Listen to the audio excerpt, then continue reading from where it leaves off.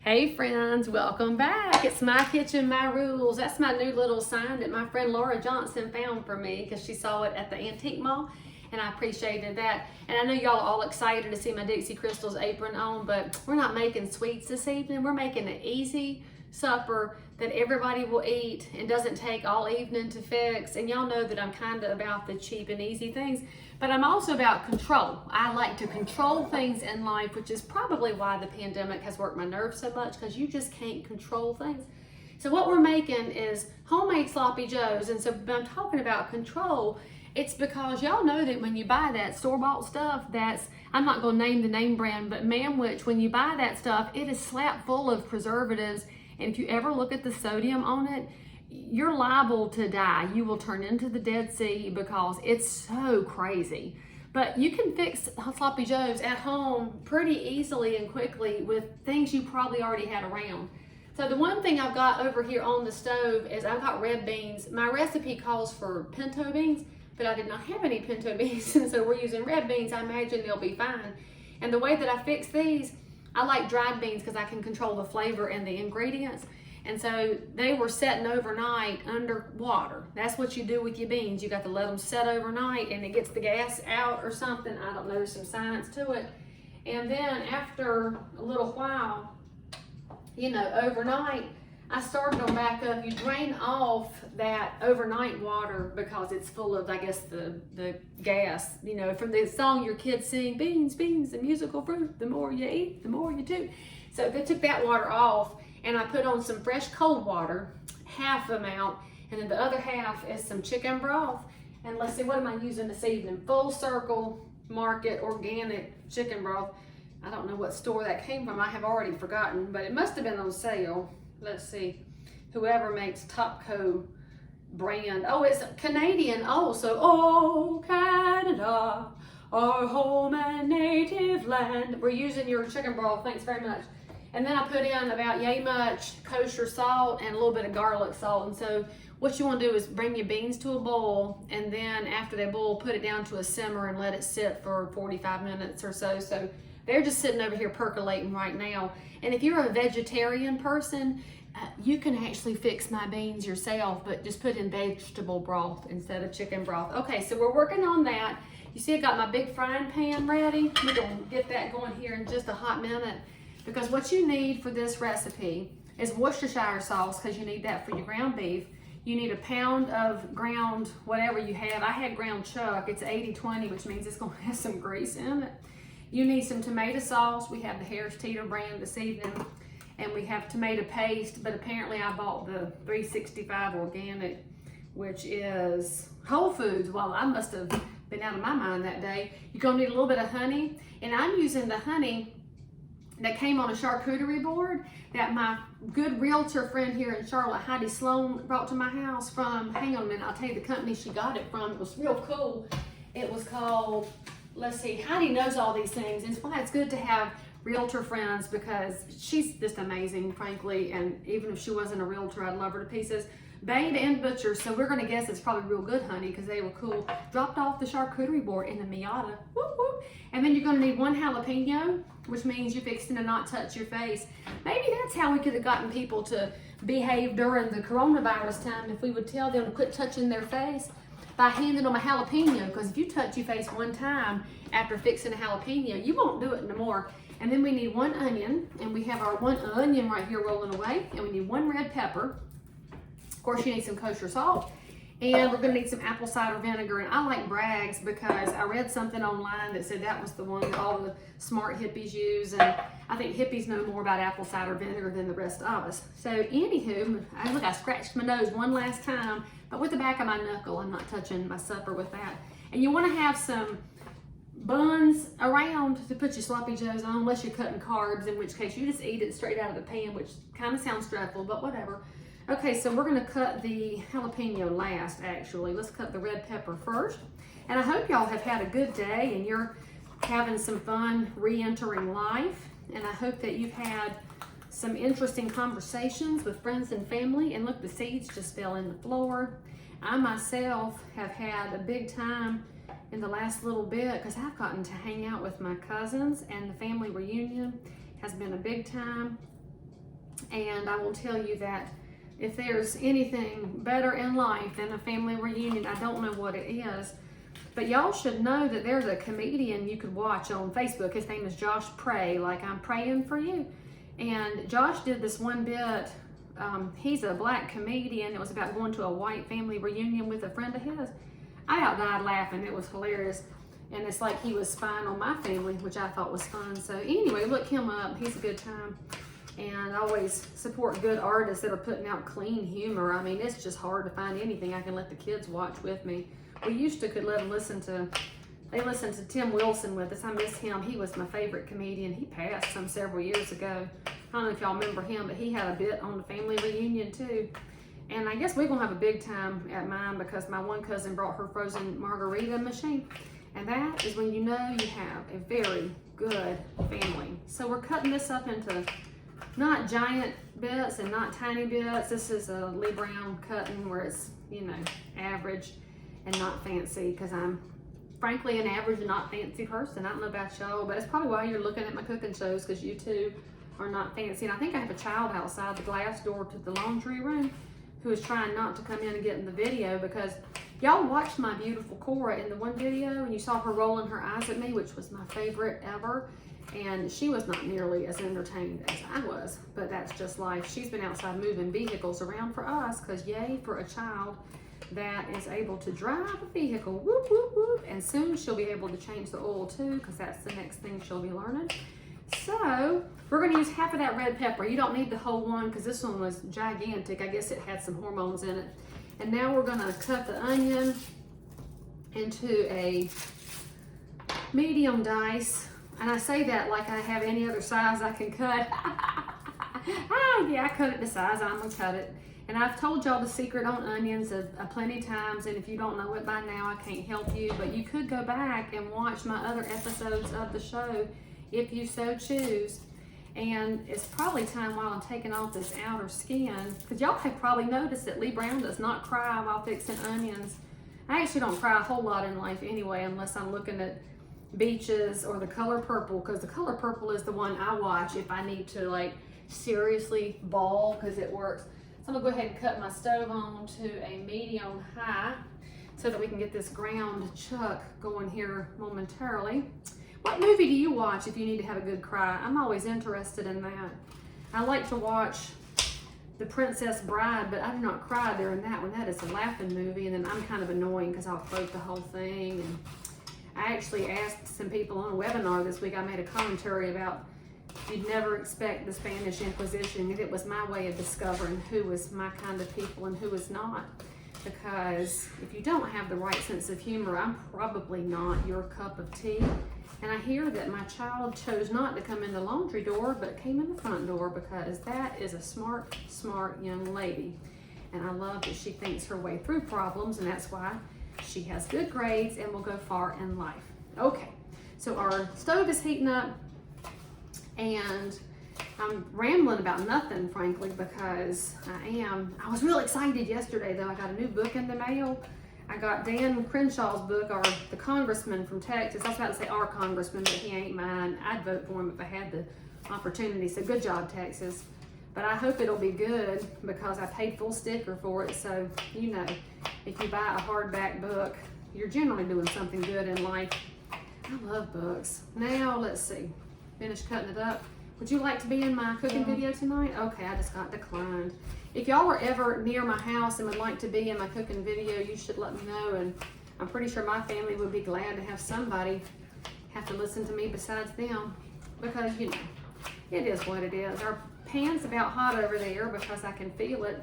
Y'all ever feel the pan get hot? I told y'all I like to feel my cooking instead of measuring things.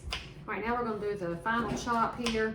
I don't ever see them do this on the Top Chef or on Gordon Ramsay. I just think they're missing out on the fun part where you just mash your knife around a little bit, see what size you have. Why are you staring at me? The peanut gallery's thinking of something to say, but they're not going to, because they would like to eat in a little bit. All right, now. Because there's rules. Be quiet. It's my kitchen, my rules. Okay, let's see. Pan is hot. Y'all like that? Put your hand over your pot. See, that's when you know. So let's drop that in. This is, oh, I don't know, how much meat am I using? 1.5 pounds? I think my recipe probably calls for 1 pound, everything does, but I never do things the way people tell me to. It's just not fun that way. And then we're gonna decorate it in some Worcestershire sauce because that's always what makes your beef good. And then we need a little bit of kosher salt over there to go with it. And I know I told y'all to watch out for the sodium, but I'm telling you, the little bit that I put in ain't nowhere near what comes in that store-bought stuff. I'm for real. Y'all need to be watching it because I'm concerned that you're buying things and you're not looking at the labels. But you should, and you probably have learned that now. Okay, so that's there. And now we're gonna, that was half of the onion because you don't need a big onion, friends.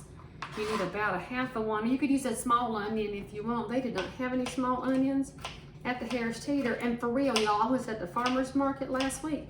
I got the big one down near the airport, the regional one, and I have never seen onions as big as the ones they had. They were as big as a child's head. They were enormous.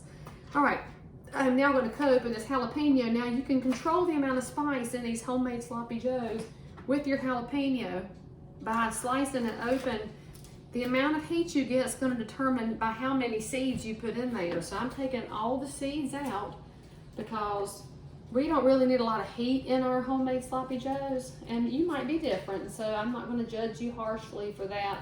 I'll judge a little bit how much you use, but I will say if you make these in the wintertime and your family has a cold, if you leave those jalapenos in there, clear your sinuses right out. You won't even have to buy any expensive drugs, and then you'll get your Kleenexes to work, you'll blow your nose and gracious plenty, and everybody's happy. So we left a few seeds in, not a ton. And this one I am gonna cut in smaller bits just because the jalapeno itself has really good flavor, y'all. And one thing you can do with jalapeno besides put it in your homemade sloppy joes that we're fixing right now, did y'all know that you could put this stuff in vodka and it's delicious? I'm not having an adult beverage tonight. If you're wondering how come, it's because, frankly, last night I was hanging out with a bunch of my local realtor friends that I just was so glad to see in person and in human life. And we were talking about real estate and how we could make it better in Charlotte and in surrounding counties because we all are competitors, kind of, but we kind of look at ourselves as cooperators. We prefer that name instead of competitors because I don't care who you are in life, you can't handle everything all by yourself. You're better off with people that also know what they're doing so y'all can work together and make life easy. But anyway, we hung out for a little longer than expected, and I realized this morning that I am indeed the age that I am, and so tonight we are not having adult beverages. We've been drinking water all day long, which is good for me. And that means I'm going to be super productive in the future. And if you're with me on that, you can give me a high five and an amen, because I know y'all know, see, I might look younger than I am, but some days I tell people that I'm 75 and I look real good for my age. And so today I'm pretty sure that I was right in line with the reality of the 75, but it's okay. Y'all already know what I'm doing when I'm 75, right? Y'all heard my plan. My plan is to move to the beach, and then I'm going to sit on the beach and I'm going to have a big giant cocktail all day long, and I'm going to tan all day long, and I might look like a pocketbook, and I won't care because I'll be old enough to say screw it, and that's my retirement life. And there we go. So we got our jalapenos. Look, it's like the Mexican flag or the Italian flag. We've got green, white, and red. We are very festive here, and you can hear the ground beef cooking. So let's get that going and break up that block, because y'all know you gotta break it up. Break it up. Just like people told you when you were a kid when you were fussing with your siblings. And we're gonna go ahead and toss in all of these items. And you're gonna let this go until the meat is brown and until your onion is translucent. If you do not know what translucent means, then I highly recommend that you get a dictionary and go back to English class. And if English is not your first language, then I totally recommend you learn the word translucent, because it's super helpful because that filter is translucent too. And why does your nose only itch when you can't scratch it? That has got to be there's got to be some reason for it. All right, so we're going to have that simmer over here. And while that is going, we are going to get our tomato sauce ready. Open this can. I don't even have to get my little tool out. I did find out the other day, I was showing how to open your condensed and evaporated milk, that some people didn't know what that tool was for that we use. And we'll open up our tomato sauce, because these are our next things we're gonna add. This is the stuff that's in that manwich jar, y'all. You just fix it for yourself. And this is easy peasy, okay? So we got tomato sauce and tomato paste, and then we need, the beans will be ready here in a little bit. We're gonna need some apple cider vinegar, that's ready to go in. And, oh, I didn't get any garlic out. I need some minced garlic, which is, oh, I'm running low on the dried minced garlic because I use it all the time. All right, so I'll tune back in here. This would be a commercial break if I had sponsors. I'm still waiting, friends, still waiting. And we'll show you what goes next to all these little ingredients, and I'll give you some amounts too because I'm nice like that. Pretty sure the battery's dead in my clicker. So anyway, we've added 2 cups worth of the beans to our mixture here. Now we're gonna add the tomato sauce, and that was a can's worth. And let me pull my camera a little bit. I need to get a crew for real. And then we're going to need 2 tablespoons or so of honey. So that's a big spoon, I reckon, as far as I'm concerned. And this is good honey. This is so clear. So good job, Babe and Butcher. It's fancy. And you're wondering why there's honey in it. Look, check out the ingredients on that manwich thing. You find what you're doing. Oh, so good. I can do that. I'm the cook, all right? My rules. We got our can of tomato paste. Then we're gonna add in, all right, and by the way, tomato paste cans are tiny because it's very concentrated, friends. Right now we need some minced garlic. And you could use fresh if you want to. I use dried just because I don't like to mess with it. And I put in enough that I feel like it. I think you're probably supposed to use like a teaspoon of dried. Well, it's about gone. I reckon I'll just use it up. And if you're using fresh, you probably want at least 2 tablespoons of it because fresh and dried are totally 2 different ingredients altogether. We need some kosher salt. Let's do about a teaspoon's worth, which would be about yay much. One of these days, I'm gonna pull a Justin Wilson. I'm gonna measure it out and show y'all that I'm right. Then we need some Worcestershire sauce, because you always need more Worcestershire sauce. And a sprinkling of that. It's probably a tablespoon or so for those of y'all that measure things. And we need our apple cider vinegar. Because I use Bragg's, you have to shake it up because it has things that live on the bottom. And somebody said it's called the mother. I don't understand that. It sounds creepy, so I don't call it that. So you need like a teaspoon's worth of that. Don't need a ton. And let's see, did I get everything? Garlic, salt, Worcestershire, vinegar, tomato sauce, tomato paste. And then we're gonna stir that up. And now what you're gonna do, friends, you're gonna let this simmer for 5-10 minutes, whatever, let the flavors marry. Put this on a bun, a hamburger bun. I mean, a hot dog bun. If you wanna live wild and crazy, put it on a hot dog bun. You could probably even put it in a piece of rye bread and fold it half in 2 and call that a bun. You know, do whatever you have to do. Same reason I use whatever beans I've got. You could even trade out the beef for turkey. We have done that many, many times because it's slightly on the healthier side of things. And then I can't wait to hear what y'all think of homemade sloppy joes. It's good, it's fresh, you made it, and it came from your kitchen. So anyway, subscribe for more, tag a friend, and I'll see you next time.